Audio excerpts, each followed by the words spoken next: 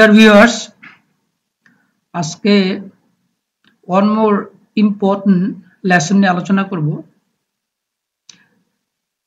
তাহলে আমরা প্রথমে দেখি get spoiled মানে হচ্ছে নষ্ট হয়ে যাওয়া।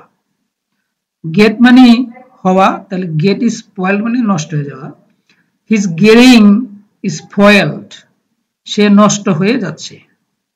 আর যদি বলি যে সে নষ্ট হয়ে গিয়েছে, তাহলে এটা present perfect tense বলতে হবে is got spoiled. His voice is getting spoiled. তাহলে get spoiled নষ্ট হয়ে যাওয়া, তার continuous tense, তার কণ্ঠ নষ্ট হয়ে যাচ্ছে। Speak ill of others. Speak ill of মানে হচ্ছে বাজে কথা বলা। Speak ill বদনাম করা, বাজে কথা বলা।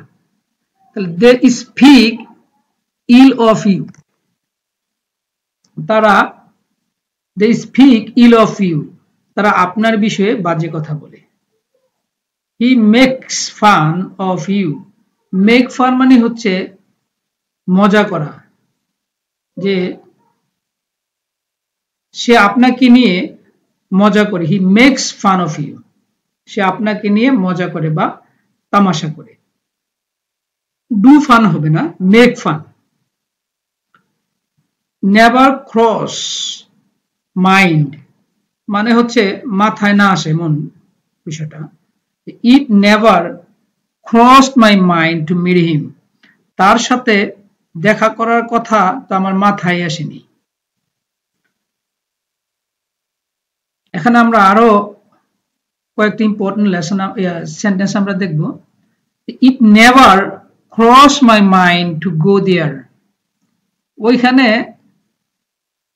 যাওয়ার কথা মাথায় আসেনি, যে এটা বলার কথা তো মাথায় আসেনি।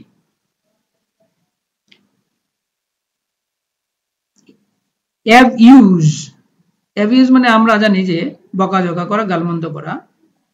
আর on purpose এটা হচ্ছে এখানকার কিওয়ার্ড, মানে জেনে বুঝে, ইচ্ছা করে, বুঝে শুনে। he was abusing on purpose, সে বুঝে শুনে গালমন্দ করছিল। he was abusing inwardly, inwardly হচ্ছে মনে মনে, সে মনে মনে বকাঝকা করছিল বা গালমন্দ করছিল। inwardly আমি আরেকটা ভিডিওতে আলোচনা করেছি যে সে মনে মনে তোমাকে ঘৃণা করে, সে মনে মনে তোমাকে ভালোবাসে, সে মনে মনে তোমাকে হিংসা করে। এই ধরনের একটা ভেরি একটা ইম্পর্টেন্ট একটা word. it doesn't make any difference, এটা একই কথা। কোনো বিষয় যদি কেউ যদি বলে, একটু ঘুরিয়ে বলো যে ওই একই, it doesn't make any difference, একই কথা। victim মানে হচ্ছে আমরা জানি শিকার, আর conspiracy মানে হচ্ছে ষড়যন্ত্র। তাহলে is the victim of conspiracy, সে ষড়যন্ত্রের শিকার, তারা ষড়যন্ত্রের শিকার। তাহলে ষড়যন্ত্রের শিকার মানে হচ্ছে victim of conspiracy। Very important sentences এগুলো। কথা বলার জন্য শুধু গ্রামার জানলে হবে না, এগুলো পাশাপাশি আলাদা করে লিস্ট করে এগুলো মুখস্থ করতে হবে। আজকে পর্যন্তই। That's all today. See you again with another new lecture. Till then, take care.